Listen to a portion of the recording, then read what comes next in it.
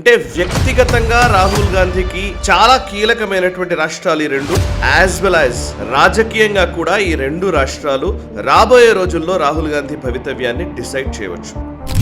కేరళలో అయితే ఒక సంప్రదాయం ఉంది. ప్రతిసారి కూడా అంటే ఒక టర్మ్ తర్వాత నెక్స్ట్ టర్మ్కి వచ్చేసరికి ఒకసారి ఎల్డీఎఫ్ కి అధికారం ఇస్తే ఇంకోసారి యూడీఎఫ్ కి అధికారం ఇస్తారు. అది అక్కడ ఆనవాయితీగా చాలా సంవత్సరాలుగా నడుస్తోంది. కానీ దాన్ని బ్రేక్ చేసినటువంటి వ్యక్తి, పర్సనల్లీ చెప్పాలంటే, వ్యక్తిగతంగా చెప్పాలంటే, రాహుల్ గాంధీ తరుణ్ గొగోయ్ని దించకుండా, అంటే తరుణ్ గొగోయ్ కోసం హిమంత బిశ్వ శర్మను వదులుకున్నాడు. అండ్ తరుణ్ గొగోయ్ తనయుడి వాళ్ళ గౌరవ్ గొగోయే అక్కడ కీలకమైన నాయకుడు, ఆయన కోసమని మళ్ళీ పనిచేస్తున్నాడు. సో గౌరవ్ గొగోయ్ని రాహుల్ గాంధీ గెలిపించుకోగలడా? ఇది అసలైన ప్రశ్న. అండ్ ఇప్పుడు కాంగ్రెస్ పార్టీ నుంచి కీలకమైన నాయకులు, బీసీసీ చీఫ్ గా పనిచేసినటువంటి వ్యక్తులు కూడా ఇవాళ బీజేపీలో జాయిన్ అవుతూ ఉన్నారు. నమస్తే, వెల్కమ్ టు రైట్ యాంగిల్. ప్రస్తుతం కేరళ, అస్సాం, పుదుచ్చేరి రాష్ట్రాల అసెంబ్లీ ఎన్నికల పోలింగ్ పూర్తయిపోయింది. మూడు రాష్ట్రాలకు సంబంధించి, ముఖ్యంగా పుదుచ్చేరి కేంద్రపాలిత ప్రాంతం, బట్ కేరళ, అస్సాంలలో పోలింగ్ పూర్తయిన నేపథ్యంలో ఇప్పుడు రాహుల్ గాంధీ రాజకీయ భవిష్యత్తు మొత్తం ఈవీఎంలలో నిక్షిప్తమైంది అని మనం ప్రకటించవచ్చు. అదేంటి, రాహుల్ గాంధీ లాంటి వ్యక్తి నిజానికి పార్లమెంట్ ఎలక్షన్స్లో రిజల్ట్స్ని బట్టి ఉంటుంది, కానీ మరి అస్సాం లేదా కేరళ రాష్ట్రాల్లో రాహుల్ గాంధీ భవిష్యత్ ఏంటి అని మీరు అనుకోవచ్చు. కానీ ఈ పర్టికులర్ రెండు రాష్ట్రాల ఎన్నికల్లో, అఫ్కోర్స్ వెస్ట్ బెంగాల్, అదేవిధంగా తమిళనాడు ఎలక్షన్స్ జరగబోతున్నాయి. సో ఆ రెండు రాష్ట్రాల్లో కాంగ్రెస్ పార్టీ రోల్ చాలా తక్కువే. తమిళనాడులో డిఎంకే కూటమిలోనే, నిజానికి చెప్పాలంటే కాంగ్రెస్ కూటమిలో డిఎంకే అనే కంటే డిఎంకే కూటమిలో కాంగ్రెస్ ఉన్న పరిస్థితి. డిఎంకేనే డిసైడ్ చేస్తోంది ఇండియా అలయన్స్కి సంబంధించినటువంటి అంశాలు. కాబట్టి సో తమిళనాడు వేరే విషయము, బట్ వెస్ట్ బెంగాల్లో అసలు కాంగ్రెస్ పాత్ర పెద్దగా లేనేలేదు. బట్ కేరళ, అస్సాం రెండు రాష్ట్రాల్లో కాంగ్రెస్ పార్టీ స్టేక్స్, అంతకంటే ముఖ్యంగా రాహుల్ గాంధీ పొలిటికల్ స్టేక్స్ ఉన్నాయి, యాజ్ వెల్ యాజ్ ఆయన పర్సనల్ స్టేక్స్ కూడా ఉన్నాయి. అంటే వ్యక్తిగతంగా రాహుల్ గాంధీకి చాలా కీలకమైనటువంటి రాష్ట్రాలు ఈ రెండు, యాజ్ వెల్ యాజ్ రాజకీయంగా కూడా ఈ రెండు రాష్ట్రాలు రాబోయే రోజుల్లో రాహుల్ గాంధీ భవితవ్యాన్ని డిసైడ్ చేయవచ్చు. అఫ్కోర్స్ మనం అనుకోవచ్చు, ఎన్నిసార్లు రాహుల్ గాంధీ ఫెయిల్ అయినా అది పెద్దగా పరిగణలోకి తీసుకోకుండా ప్రతిసారి రాహుల్ గాంధీని లేపే ప్రయత్నం చేస్తూనే ఉంటారు, జాకీలు పెట్టి అని అందరూ అంటూ ఉంటారు. దట్ ఈస్ డిఫరెంట్ ఆస్పెక్ట్, నేను దానిలోకి వెళ్ళను. బట్ ఓవరాల్గా కొంచెం జ్ఞానం ఉన్న వాళ్ళు, కొంచెం రాజకీయ పరిజ్ఞానం ఉన్న వాళ్ళు ఎవరైనా సరే రాహుల్ గాంధీని అంచనా వేసే క్రమంలో ఈ రెండు రాష్ట్రాలకు సంబంధించిన ప్రస్తావన నేను చెప్పిన తర్వాత మీకు అర్థమవుతుంది, అది చాలా కీలకమా కాదా అని మీరే డిసైడ్ చేస్తారు. నెంబర్ 1, ఫస్ట్ కేరళ గురించి మనం మాట్లాడదాం. కేరళలో ఆయన political స్టేక్స్ as well as personal స్టేక్స్ ఉన్నాయి. సరే, ఇప్పుడు ఈ రెండు రాష్ట్రాల్లో, కేరళ, అస్సాం రెండు రాష్ట్రాల్లో కూడా 10 సంవత్సరాల ప్రభుత్వ వ్యతిరేకతను మూటగట్టుకునే ఆయా పార్టీలు ఎన్నికల్లోకి వెళ్ళాయి. అటు అస్సాంలో భారతీయ జనతా పార్టీ, ఎన్డీఏ కూటమి లేదా భారతీయ జనతా పార్టీ 3వ పర్యాయం అధికారాన్ని ఇవ్వాలని ప్రజల్లోకి వెళ్ళడము. అండ్ ఇప్పుడు కేరళలో కూడా ఎల్డీఎఫ్ కూటమి, ముఖ్యంగా పినరయి విజయన్ నేతృత్వంలోని కమ్యూనిస్టులు ఈ ఎన్నికల్లోకి వెళ్ళి 3వ సారి కూడా అధికారం ఇవ్వాలని కోరుతూ ఉన్నారు. సో అంటే 10 సంవత్సరాల యాంటీ ఇన్కంబెన్సీ ఉంది. 2, కేరళలో అయితే ఒక సంప్రదాయం ఉంది. ప్రతిసారి కూడా అంటే ఒక టర్మ్ తర్వాత నెక్స్ట్ టర్మ్కి వచ్చేసరికి ఒకసారి ఎల్డీఎఫ్కి అధికారం ఇస్తే ఇంకోసారి యూడీఎఫ్కి అధికారం ఇస్తారు. అది అక్కడ ఆనవాయితీగా చాలా సంవత్సరాలుగా నడుస్తోంది. కానీ దాన్ని బ్రేక్ చేసినటువంటి వ్యక్తి పినరయి విజయన్. 2016లో ఎల్డీఎఫ్ కూటమి అధికారంలోకి వచ్చింది, పినరయి విజయన్ ముఖ్యమంత్రి అయ్యారు. తర్వాత 2021కి వచ్చేసరికి మళ్ళీ ఎన్నికల్లోకి వెళ్ళి మళ్ళీ ఎల్డీఎఫ్ కూటమిని అధికారంలోకి తీసుకురావడంలో కీలక పాత్ర వహించాడు. అండ్ ప్రతి టర్మ్కి ఏదో ఒక మార్పు వస్తుంది, ఎల్డీఎఫ్ లేదా యూడీఎఫ్ అనే ఒక ఆల్టర్నేట్ రాజకీయాలు జరుగుతాయనుకునే కోణంలో దానికి చెక్ పెట్టాడు, దానికి ఫుల్ స్టాప్ పెట్టాడు పినరయి విజయన్. సో ఇప్పుడు 2026లో మళ్ళీ ఎన్నికల బరిలోకి దిగి 3వ సారి అధికారం ఇవ్వమని అడుగుతున్నాడు. నిజానికి చెప్పాలంటే కాంగ్రెస్ పార్టీకి చాలా ఈజీ టాస్కే ఇది. ఒక రకంగా చెప్పాలంటే అక్కడ ఖచ్చితంగా ప్రభుత్వాల్ని మార్చాలనే ఒక సంకల్పంతో అక్కడ ప్రజలు ఎక్కువగా తీర్పులు ఇస్తూ ఉంటారు. కాబట్టి కేరళలో ఇప్పుడు ఈ ప్రభుత్వ వ్యతిరేకతను బేస్ చేసుకుని యూడీఎఫ్ కూటమి అధికారంలోకి రావడం నిజానికి సహజమైన ప్రక్రియనే, పెద్దగా కష్టమైనది కాదు.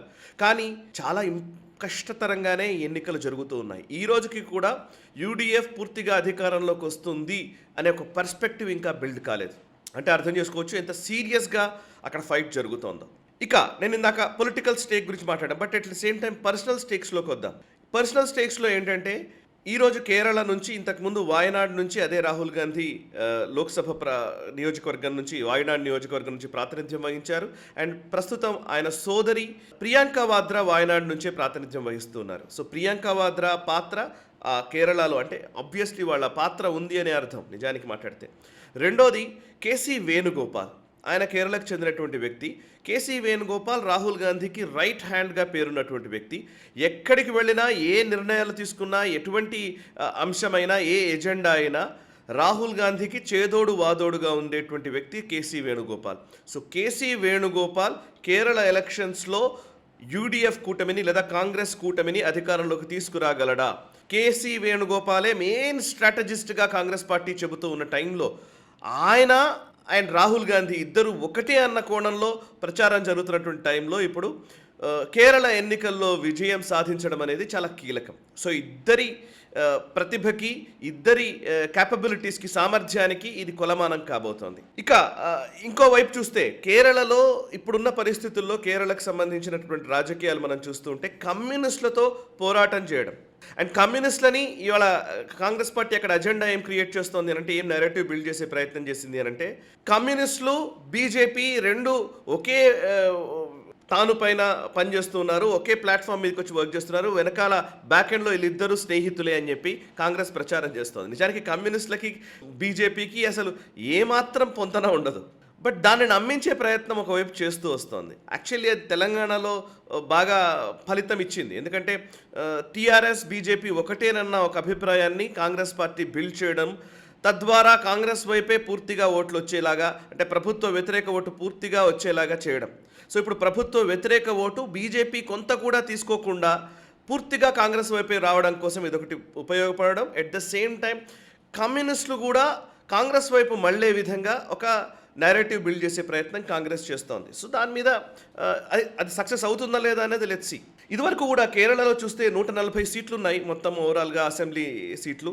140లో 2021లో ఎల్డీఎఫ్ 99 గెలిచింది, యూడీఎఫ్ 41కి పరిమితమైంది. 2016లో 91 ఎల్డీఎఫ్ గెలిచింది, యూడీఎఫ్ 47కు పరిమితమైంది. 90కి పైగా సీట్లు గెలిచారు. 2016లో 91 గెలిచిన ఎల్డీఎఫ్ కూటమి 2021కి వచ్చేసరికి 99 అయింది. అంటే 8 సీట్లు పెంచుకున్నారు. 140 సీట్లలో 99 సీట్లు గెలిచినటువంటి ఎల్డీఎఫ్ కూటమి ఒకవైపు ఉంది. 140 సీట్లలోకి ఎంత మనకు కావాల్సింది 71. నిజానికి మ్యాజిక్ ఫిగర్ 71. సో 71 సీట్స్కి మ్యాజిక్ ఫిగర్ ఉంటే 99 సీట్లు ఎల్డీఎఫ్ కూటమి గెలవగలిగింది. సో ఇప్పుడు ఇవాళ కొంత నెంబర్లు తగ్గినా ఎల్డీఎఫ్ అధికారంలోకి వచ్చినా ఆశ్చర్యం లేదు అనే ఒక చర్చ కూడా నడుస్తోంది. ఇది ఒక రకంగా మనం ఆలోచించాలి. రెండోది అస్సాంకి సంబంధించినటువంటి దాంట్లోకి వెళ్తే, అస్సాం కూడా 2 టర్మ్స్ భారతీయ జనతా పార్టీ నేతృత్వంలోని ప్రభుత్వమే కొలువుదీరింది. 2016లో సర్బానంద సోనోవాల్ నేతృత్వంలోని భారతీయ జనతా పార్టీ అధికారాన్ని కైవసం చేసుకుంది. 2021లో సర్బానంద్ సోనోవాల్ అండ్ హిమంత బిశ్వ శర్మ ఇద్దరూ కలిసి అధికారాన్ని తీసుకొచ్చారు. 2021లో ఎన్నికల్లో విజయం సాధించిన తర్వాత హిమంత బిశ్వ శర్మ ముఖ్యమంత్రి అయ్యారు. ఇప్పుడు హిమంత బిశ్వ శర్మ ముఖ్యమంత్రిగా ఎన్నికల్లోకి వెళుతున్నటువంటి మొట్టమొదటి ఎన్నిక ఈ 2026లో జరుగుతున్నటువంటి అసెంబ్లీ ఎన్నిక. ఇందులో పొలిటికల్లీ చూస్తేనేమో కాంగ్రెస్ పార్టీకి ఇంతకుముందు తరుణ్ గొగోయ్ నేతృత్వంలో కాంగ్రెస్ పార్టీకి అస్సాంలో ఒక అస్సాంకి కాంగ్రెస్ గడ్గా చాలా సంవత్సరాల పాటు ఉంది. అట్లాంటి దాన్ని భారతీయ జనతా పార్టీ బద్దలు కొట్టగలిగింది. ఆ కోటని బద్దలు కొట్టి కాషాయ జెండాను రెపరెపలాడించింది అస్సాంలో. సో ఇప్పుడు ఈ 2 టర్మ్స్ అధికారంలో వచ్చారు. ఇప్పుడు 3వ టర్మ్ కూడా అధికారంలోకి రావడానికి ప్రయత్నాలు చేస్తూ ఉన్నారు. పొలిటికల్లీ చెప్పాలంటే రాహుల్ గాంధీ, తరుణ్ గొగోయ్ అండ్ ఇక్కడ కూడా పర్సనల్ స్టేక్స్ ఉన్నాయి యాజ్ వెల్ యాజ్ పొలిటికల్ స్టేక్స్ ఉన్నాయి.